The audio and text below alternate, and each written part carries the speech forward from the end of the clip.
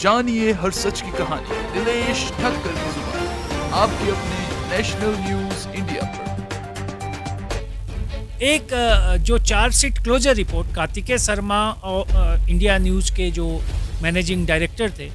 News 24 के अनुराधा शुक्ला और कई अन्य लोगों के खिलाफ जो पुलिस ने क्लोजर रिपोर्ट फाइल किया था, तो उस पर जज साहब ने ये डायरेक्शन दिया कि आप उस वक्त का 2013 के टेलीकास्ट के वक्त का जो लोग डायरेक्टर थे न्यूज़ 24 को चलाने वाली कंपनी और इंडिया न्यूज़ चैनल को चलाने वाली कंपनी, उनका सारा जो है आप रजिस्ट्रार ऑफ कंपनी या कहीं से भी आप वो सारा चीज़ अगली तारीख पे लाएं। उसमें क्लोजर रिपोर्ट को एक्सेप्ट करना है या नहीं करना और इनके खिलाफ क्या कार्रवाई बनती है, यह पुलिस को डायरेक्शन है।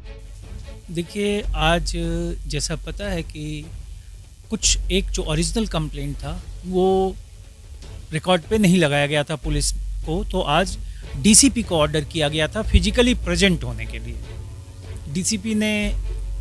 एसीपी को ऑथराइज किया और वो कोर्ट पे आए और रिप्लाई दिया उसका। तो जज साहब की वो डॉक्यूमेंट ट्रेस नहीं हो रहा है, तो एसीपी को जज साहब ने कहा कि आप वो डॉक्यूमेंट ये अपने सारे बयान को लिख के दें। तो एसीपी ने जो नोएडा पुलिस को फर्स्ट कंप्लेंट 2000 का जो भेजा गया था उसका रिकॉर्ड में न मिलने की बात कही। ये कार्रवाई करना इसलिए ज़रूरी हो गया है था और ज़रूरी है कि ताकि जो उसकी फ़ोटोकॉपी और जो एफआईआर उसके बेसिस पे लिखा गया है उसको गवाही के तौर पे किया जा सके। तो वो बयान उनका लिख लिया गया। उसके बाद एक एप्लीकेशन मेरा है जो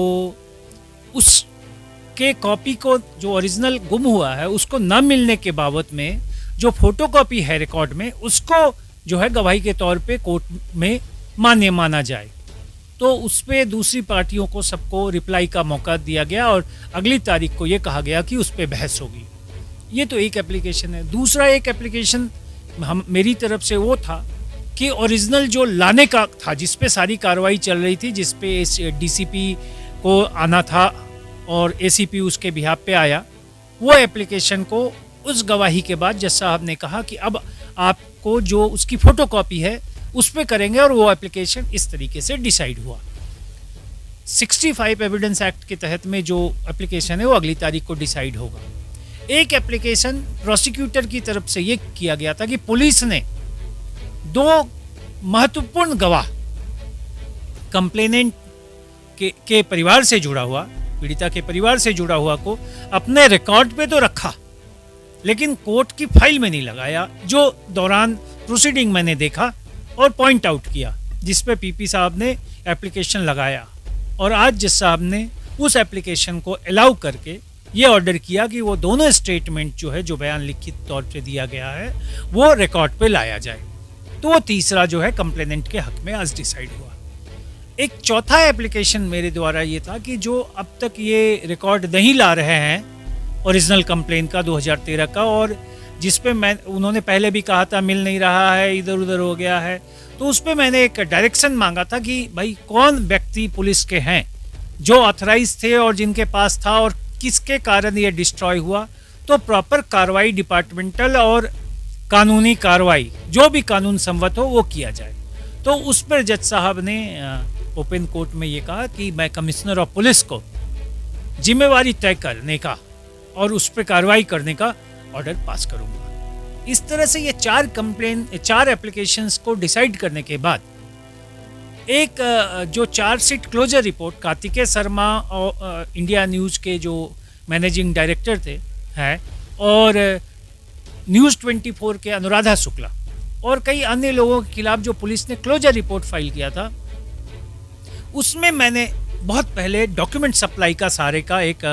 एप्लीकेशन लगा रखा था कि हमें संपूर्ण डॉक्यूमेंट नहीं दिया गया है ताकि उस डॉक्यूमेंट को देखकर इन सब पे और किसी अन्य पे कार्रवाई हो सके तो कैसे हो।